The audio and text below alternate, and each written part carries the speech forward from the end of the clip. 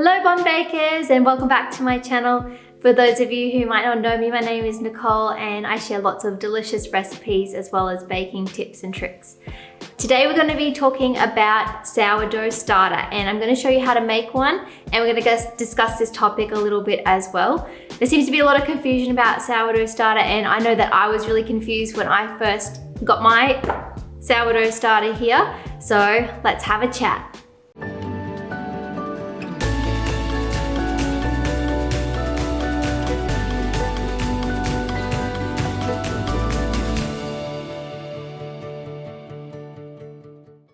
So what is a sourdough starter? A sourdough starter is essentially a living culture, and it's just got the two ingredients, just flour and water.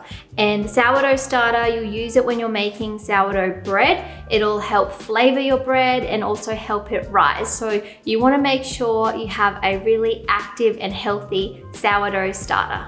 Having said that, a sourdough starter is a little bit like having a pet. And yes, it needs love, care, and attention to stay happy and healthy. And if you think of it like when they're little, they will need a little bit more attention, and then later on, you can give them a little bit less. So to start with, I will just tell you what you need for your sourdough starter. All you need is flour, water, a jar, and some patience.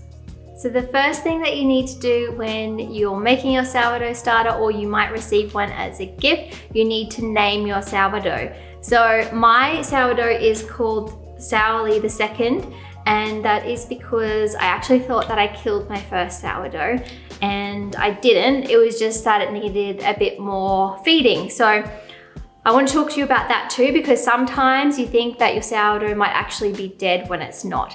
But this is also a great little gift. And I know that sounds weird, but when you discard your sourdough, you can actually take off some of the active starter that's already there and then give it to someone else who might be wanting to bake bread. And all you need to do is transfer a portion of it to a jar, and happy days. This is Sourdough the Second, and every sourdough starter is unique and different. So don't compare yours to anyone else's. To make your sourdough, we're just going to use a scale, and you want to use your scale to be most accurate, and you'll get the best results as well. So we're going to put in 50 grams of flour, 50 grams of water, give it a stir, and then we're going to let it set. After that, you are going to need to feed it for the next week. And then after that, you can either put it in the fridge, feed it once a week, or if you do leave it on the bench, you're going to need to feed it daily. So it just depends on how often you're baking bread. So we'll just turn our scales on here and grab out our flour, and you want to use a really high quality all-purpose flour for this sourdough.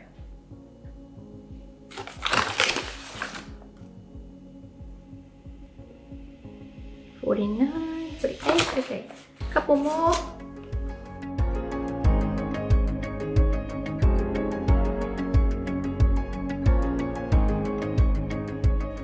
Now I'm going to add 50 grams of temperate water to our mix here.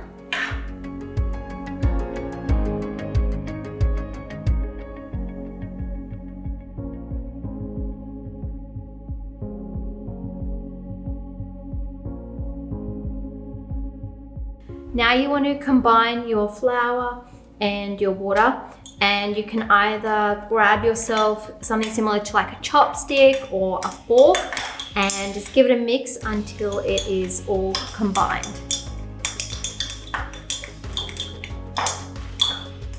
Now with the jars as well, you can either have one that is completely sealed, or you can put a cloth on top. I prefer one that is sealed, and if you're going to do that, you'll just need to leave enough room for the sourdough to double or almost triple in size. So make sure you get a jar that's big enough for your sourdough.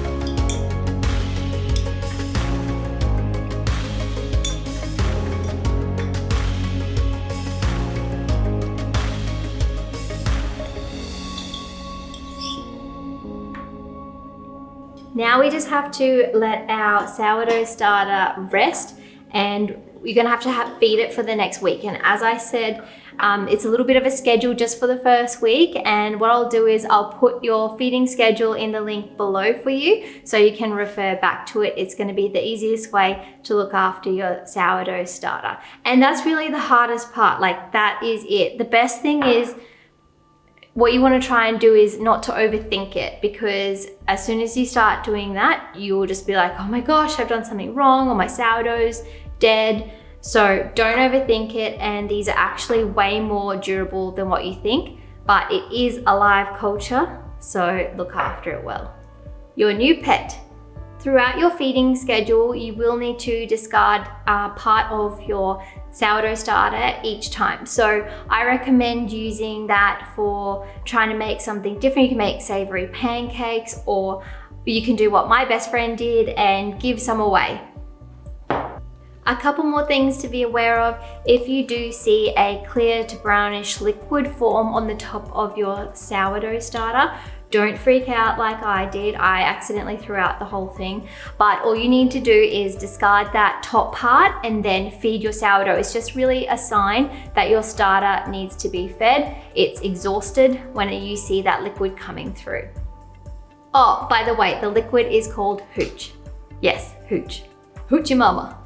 Now, if you're going to make sourdough bread, you'll need to feed your starter and then wait until it is peaking. So this will double and triple in size, almost triple in size after it's been fed.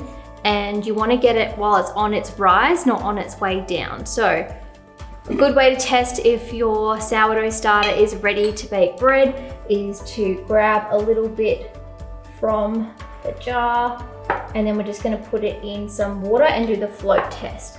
And if it floats to the top, then we know that it's ready to use for our bread.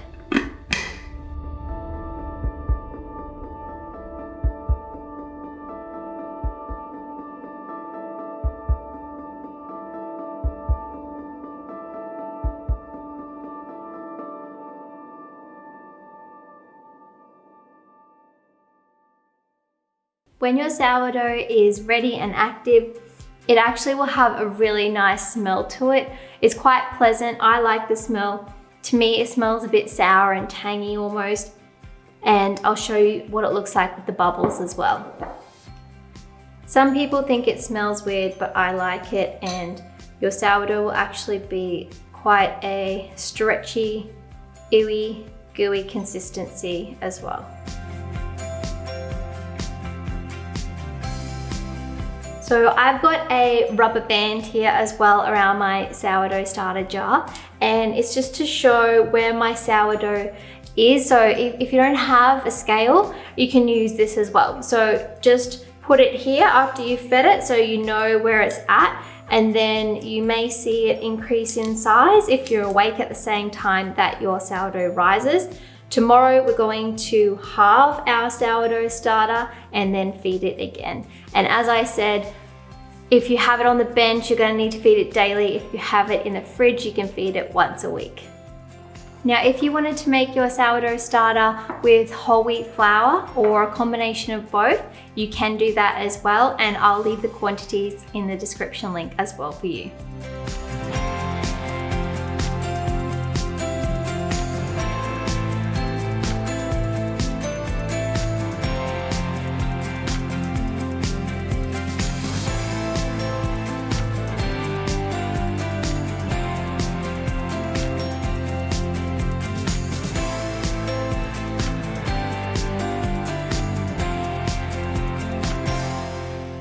So that's all I can think of to tell you for your sourdough starter. But if there's anything I forgot, or if you have any questions, please let me know in the comments. And I also want to hear what you end up calling your sourdough starter. So also please leave them in the comments below for me. I really hope that you enjoy your new beautiful pet and it brings you much delicious homemade sourdough bread. If you like this video, please make sure you give me a thumbs up and subscribe to my YouTube channel, Le Bon Baker, for all tips, tricks and recipes for the home baker.